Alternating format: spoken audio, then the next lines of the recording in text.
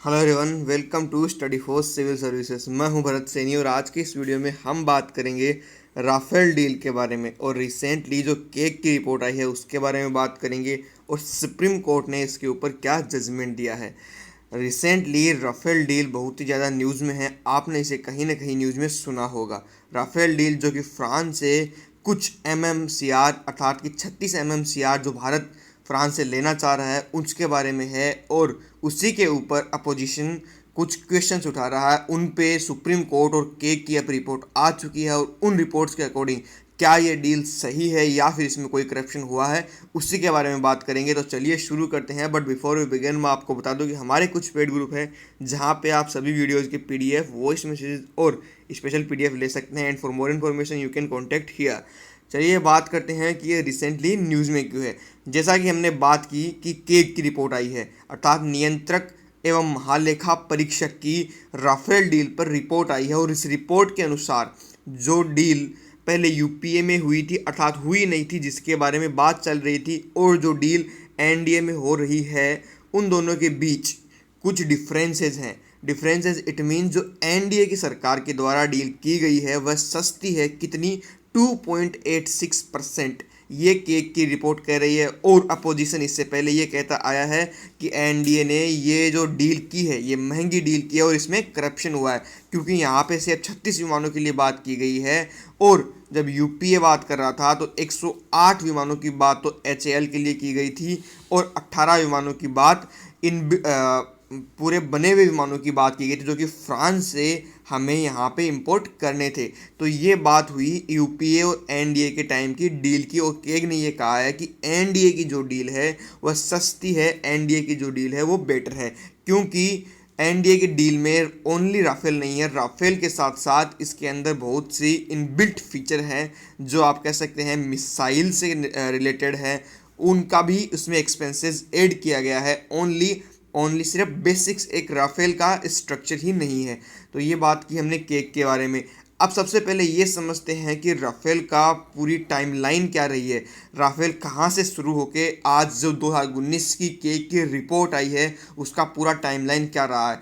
Initially 2002 में जब हमारी वायुसेना को कुछ वायुयानों की ज़रूरत थी, उस वक्त उनको नीड थी, उन्होंने एक रिक्वायरमेंट दी हमारी इंडियन गवर्नमेंट को। उस वक्त 2002 में गवर्नमेंट थी अटल बिहारी वाजपेयी जी की, NDA की गवर्नमेंट। उस वक्त उनको रिक्वायरमेंट दी गई और उन्होंने क्या किया, खरीद प्रक्रिया को एक ट्रांसपेरेंट रखने के लिए DPP अर्थात डिफेंस प्रोक्योरमेंट प्रोसीजर या फिर आप कह सकते हैं रक्षा खरीदी प्रक्रिया को अपनाया, परंतु ज़्यादा काम नहीं हो पाया। फिर 2004-05 के आसपास सरकार बदलती है और सरकार आती है UPA की, और UPA की सरकार में 2007 में डिफेंस मिनिस्ट्री ने 126 RCA medium multi role combat aircraft लड़ाकू विमान खरीदने के लिए एक प्रस्ताव अनुरोध जारी किया कि हमें 126 RCA खरीदने हैं। तो इसके लिए अब कंपनीज अपना दे सकते हैं कि हम आपको ये डील दे सकेंगे, हम आपको इस क्राफ्ट के लिए इतनी डील देंगे। तो ये सभी अपना वहाँ पे पक्ष रख सकेंगे, हर देश की हर एक कंपनी। तो इस प्रकार का प्रस्ताव उस वक्त के डिफेंस मिनिस्ट्री ने जारी किया। उसके बाद होता क्या है, 2011 में भारतीय वायुसेना ने जितने भी कंट्रीज़ ने या फिर जितनी भी कंट्रीज की कंपनीज़ ने अपने अपने प्रस्ताव रखे, उनमें से 2 कंपनीज़ को उन्होंने शॉर्टलिस्ट किया। एक था फ्रांस का राफेल और दूसरा था UK का यूरो। अब उसके पहले हम ये बात करते हैं कि ये जो कंपनीज थी कौन कौन सी थी और कौन कौन सी कंपनी कहाँ से थी। तो सबसे पहले बात करते हैं, रशियन कंपनी थी, उसने मिखोयान MiG-35 इंडिया को प्रस्ताव में दिया था कि आप हम इसके लिए हम डील कर सकते हैं, क्योंकि ये भी एक MMRCA है। फिर बात करते हैं फ्रांस के डसोल्ट के बारे में। डसोल्ट ने राफेल को ये दिया कि हम आपको राफेल देंगे, इसके ऊपर हम डील कर सकते हैं। UK का था यूरोफाइटर और अमेरिका के बोइंग F था, F-18E था, इसी प्रकार फाल्कन था, ये सभी थे। तो इन सभी कंट्रीज़ की कंपनीज ने अपने अपने एयरक्राफ्ट इंडिया के लिए प्रस्ताव में रखे, डील रखी और फाइनली एयरफोर्स ने अपनी सबसे अच्छी अपनी रिक्वायरमेंट से सूटेबल और अपनी डील के अकॉर्डिंग जो इंडिया को सूटेबल जो डील होगी उसी के लिए उन्होंने दो कंपनीज को चुना। एक डसोल्ट जो कि था फ्रांस से और दूसरा यूके का यूरोफाइटर। इन दो को चुन के सरकार को दिया और फाइनली एक डील हुई डसोल्ट के साथ। अब आगे बात करते हैं 2012 में जब डसोल्ट को चुन लिया गया, क्योंकि रफाल विमान का सबसे कम मूल्य था और जो मेंटेनेंस कॉस्ट थी रफाल की वो भी कम थी, और फाइनली जो इंडिया को बेनिफिट मिल रहा था डसोल्ट के साथ वो भी ज़्यादा था, क्योंकि डसोल्ट इस वक्त एक आप कह सकते हैं मोस्ट पावरफुल या फिर पावरफुल, जो सबसे ज़्यादा पावरफुल इस वक्त दुनिया में जो विमान हैं, जो एयरक्राफ्ट्स हैं, उनमें डसोल्ट के इस राफेल की भी गिनती होती है। इसलिए सरकार ने डसोल्ट को और राफेल को चुना और उसका जो मूल्य था वो भी कम था, मेंटेनेंस कॉस्ट थी वो भी कम थी। तो फाइनली हमने ये देख लिया कि 2012 तक डसोल्ट और ये आप कह सकते हैं राफेल का कंफर्म हो गया कि अब हमें जो एमएमआर से खरीदना है वो सिर्फ हम अब फ्रांस की कंपनी डसोल्ट से ही खरीदेंगे, राफेल ही खरीदेंगे। अब बात आती है नेगोशिएशंस की कि डसोल्ट ने क्या अमाउंट की और फिर इंडिया ने क्या अमाउंट कहा और फाइनली कौन सी अमाउंट पे दोनों एक जगह जाके रुकते हैं। अब उसके बाद का काम जो हुआ वो पूरा वर्किंग, मतलब आप ये नहीं कह सकते कि वो एक किसी भी एक पेजेस मतलब ऑन पेपर नहीं था, क्योंकि उसके बाद जो नेगोशिएशन हो रहे थे वो सिर्फ मतलब बात हो रही थी, मीटिंग्स हो रही थी, परंतु किसी एक डील पे नहीं पहुंच पाए। और फाइनली 2014 में हमारे यहाँ सरकार बदलती है और उसी के आसपास फ्रांस में भी सरकार बदल जाती है। अब सरकार बदलने के बाद दोनों तरफ से डील को नए आप कह सकते हैं नए फेज से स्टार्ट की जाती है। तो पहले ये देख लेते हैं कि कांग्रेस का क्या कहना है कि 2014 में यूपीए ये कहती है कि हमने 126 विमानों के लिए 54,000 करोड़ रुपए दे रहे थे, कि हम 126 विमान खरीद रहे थे और 54,000 करोड़ रुपए हम उसका पे कर रहे थे। अब यूपीए ये नहीं बता रही कि जो विमान वो खरीद रही थी उसमें क्या क्या स्पेसिफिकेशन थी, क्या वो स्पेसिफिकेशन सेम है जो आज एनडीए खरीद रही है। वैसे एनडीए भी अपनी सुरक्षा के लिहाज से, देश की सुरक्षा के लिहाज से उस विमान के सभी स्पेसिफिकेशंस को आप ये कह सकते हैं बाहर नहीं बताना चाह रही है, परंतु यूपीए ये कह रही है कि हमने 126 विमानों के लिए पूरे 54,000 करोड़ रुपए वहां पे कर रहे थे, परंतु मोदी सरकार सिर्फ और सिर्फ 36 विमानों के लिए 58,000 करोड़ रुपए दे रही है। ये है कांग्रेस का आरोप, परंतु यहाँ पे जो स्पेसिफिकेशंस की बात हो रही है उसके बारे में कुछ क्लियरिटी नहीं है। अब उसके बाद 2014 में जब सरकार बदलती है तो फ्रांस और भारत के बीच नए सिरे से शुरुआत होती है, और नए सिरे से शुरुआत होने के बाद ये होता है कि अब हम डील को दोबारा करेंगे और मोदी सरकार दोबारा इस डील को लेके सीरियस होती है, क्योंकि उस वक्त इंडियन आर्मी को और आप कह सकते हैं इंडियन एयरफोर्स को उसकी बहुत ही ज़्यादा रिक्वायरमेंट होती है। तो 2016 में उसके बाद जो फाइनलाइज होता है कि हमको आपसे ख़रीदना है और हमारी जो डील होगी वो कितने की होगी, वो 2015 में हो जाता है, परंतु जो दोनों सरकारों के बीच समझौते पे हस्ताक्षर होता है वो 2016 में होता है। तो फाइनली 2002 में दी गई रिक्वायरमेंट के ऊपर 2016 में मोदी सरकार में ये डील फाइनली आप ये कह सकते हैं कंप्लीट होती है कि ठीक है अब डील हो चुकी है। परंतु अब जो मेन जो गेम होता है वो यहीं से शुरुआत होता है कि कौन क्या आरोप लगा रहा है, फिर कौन क्या सफाई दे रहा है, क्योंकि इस 2016 के बाद 2019 तक जब तक सुप्रीम कोर्ट का डिसीजन आया है और के की रिपोर्ट आई है, उससे पहले कांग्रेस ने और अपोजिशन ने जितने आरोप लगाए हैं उन्हीं आरोपों का काउंटर करते हुए एनडीए ने भी बहुत से आंसर्स दिए हैं। उनके बारे में अगर डिस्कस करने लग गए तो उसके बाद में कोई वीडियो आप उसका कोई लिमिटेशन नहीं कह सकते उनके आरोप और प्रत्यारोप का। तो हम अब बात करते हैं एक अपनी कंट्री के पर्सपेक्टिव से, क्योंकि राफेल हमारे देश के लिए बहुत ज़्यादा ज़रूरी है। राफेल के जो स्पेसिफिकेशन है वो देश के लिए बहुत ज़्यादा ज़रूरी है, हमारी एयरफोर्स के लिए ज़्यादा ज़रूरी है और हमारे डिफेंस के लिए ज़रूरी है। इसलिए हमें एक हमारी कंट्री के पर्सपेक्टिव से अब देखना होगा। तो हमने ये बात कर ली कि 2016 में हमने हमारे डील को कंक्लूड किया।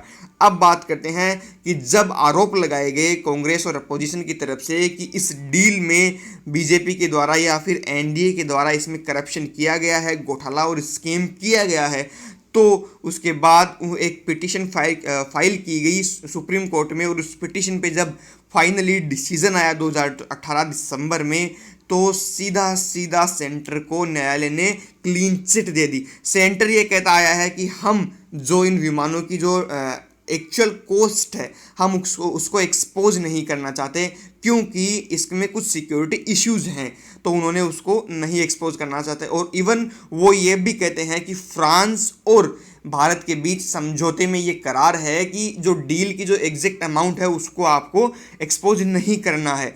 तो ये सभी बातें सेंटर ने सुप्रीम कोर्ट को एक बंद लिफाफे में दी, उसके अमाउंट के बारे में बताया। और जब केंद्र ने पूरा एनालाइज किया, सुप्रीम कोर्ट ने जब पूरा इसको एनालाइज किया और उसके बाद केंद्र को क्लीन चिट दे दी गई, तो 2018 में मोदी सरकार को केंद्र को इस राफेल डील के लिए क्लीन चिट सेंटर से मिल गई थी। परंतु उसके बाद दोबारा एक छोटा सा इशू हुआ, उनको ये सुप्रीम कोर्ट ने अपने डिसीजन में ये कहा कि के की रिपोर्ट के आधार पर, परंतु उस वक्त तक के की रिपोर्ट आई नहीं थी।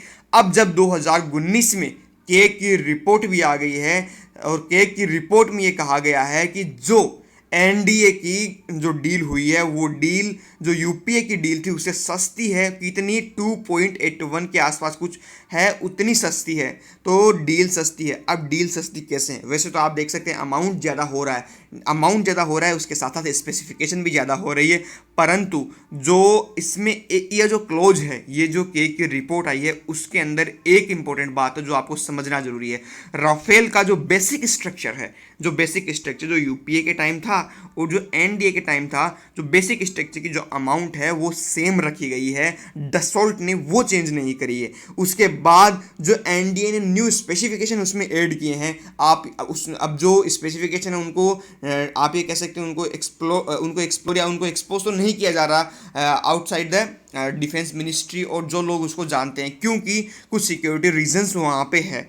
तो जो न्यू एक्स्ट्रा जो स्पेसिफिकेशन है, उन जो स्पेसिफिकेशंस की जो अमाउंट है वो जो आप कह सकते हैं मानी जा रही है, उसके बिहाफ पे ये कहा जा रहा है कि एनडीए की डील थोड़ी सस्ती है। वैसे अमाउंट ज़्यादा है परंतु उसमें स्पेसिफिकेशन ज़्यादा है।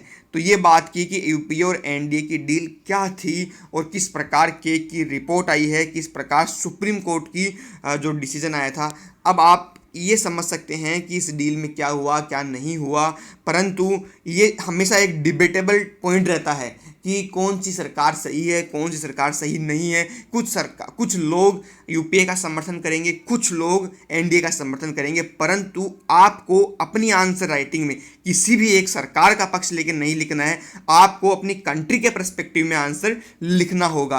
अब थोड़ा सा बात करते हैं इसके कंक्लूजन पे। जब हम इसके कंक्लूजन पे जाते हैं इस टाइप के क्वेश्चंस के, तो हमें किस प्रकार से आंसर लिखना चाहिए। देखिए यूपीए सरकार में क्या हुआ, जिस प्रकार बहुत से स्कीम आप कह सकते हैं सामने आए, 2G आया, कॉमनवेल्थ आया और भी कई, जैसे ये अभी अपना चल रहा है अगस्ता वेस्टलैंड चल रहा है, तो इन सभी के इश्यूज उस वक्त के यूपीए के टाइम पे बहुत से एक्सपोज हुए और उसी की वजह से हमारा डिफेंस जो सेक्टर था, हमारा जो रक्षा उपकरणों की खरीद थी वो बहुत ही पिछड़ गई और हमारी सेना की ताकत पे उसका इम्पैक्ट हुआ और हम सैन्य पावर में थोड़ा सा डिक्रीमेंट हुआ। उसके बाद जब सरकार बदली, जब एनडीए सरकार आई, तो एनडीए सरकार ने ये आप कह सकते हैं कि एनडीए सरकार ने आर्मी के लिए बहुत कुछ किया है। उन लोगों ने सैन्य क्षमता को बढ़ाने के लिए बहुत ज़्यादा आप ये कह सकते हैं जो डिसीजंस थे वो बहुत जल्दी लिए हैं और अपनी जो हमारे देश की सामरिक ज़रूरतें थी उनको पूरा करने के लिए बहुत से अच्छे कदम उठाए। सरकार ने ये भी कहा कि हम बिचौलियों को नहीं लेके आएंगे, जैसे मिशेल था किसमें, अगस्ता वेस्टलैंड में, इस प्रकार के बिचौलिए अब हम नहीं लेके आएंगे, सीधा गवर्नमेंट टू गवर्नमेंट डील होगी किसमें, जो दो कंट्रीज हैं उनके बीच में। इस प्रकार का अनुबंध एनडीए सरकार द्वारा हमारी सेना के लिए किए जा रहे थे। अब परंतु क्या हो रहा है कि जो इस वक्त सेंटर में जो सरकार है वो अपोजिशन को समझा नहीं पा रही है, मना नहीं पा रही है कि आप राफेल पे इतना ये इशू मत कीजिए, क्योंकि राफेल सिर्फ और सिर्फ एक पॉलिटिकल इशू नहीं है, ये हमारे देश के लिए एक सिक्योरिटी इशू भी है। अगर राफेल के बारे में कुछ भी चीज़ें बाहर आती है तो भारत के लिए ये सही नहीं होगा, क्योंकि इसके जो स्पेसिफिकेशन है वो भारत की सिक्योरिटी के लिए बहुत ज़्यादा ज़रूरी है। अब जो एक क्वेश्चन है वो उठाया ये जा रहा है कि सरकार ने, इस वर्तमान सरकार ने, एनडीए ने जो एचएएल के साथ जो कॉन्ट्रैक्ट किया जा रहा था यूपीए सरकार में, वो क्यों नहीं किया जा रहा है। वैसे ये इस वक्त कांग्रेस ये कह रही है कि जो डील का जो एचएएल का था वो अब अनिल अंबानी कंपनी या फिर आप किसी कह सकते हैं किसी दूसरी कंपनी को, प्राइवेट कंपनी को दिया जा रहा है। ऐसा नहीं है, क्योंकि वो तो ऑफसेट पार्टनर है, वो डेवलप करने वाली पार्टनर नहीं है, वो ऑफसेट पार्टनर है। इसलिए वो तो कोई इशू नहीं है, परंतु इशू ये है कि HAL को टेक्नोलॉजी ट्रांसफ़र क्यों नहीं हुई। अब एनडीए का ये कहना है कि जो टेक्नोलॉजी ट्रांसफ़र नहीं हुई उसका रीज़न ये है कि HAL ने जो वर्किंग हाउस बताए थे कि हमें इतने कम से कम वर्किंग हाउस चाहिएंगे इसको कंप्लीट करने के लिए, वो दोगुना है। किससे ज़्यादा? जो डसोल्ट ने कहा है उससे दोगुना है, इसलिए डसोल्ट ने अपने बिहाफ पे कंप्लीट करके इंडिया को देने के लिए इसको कहा है।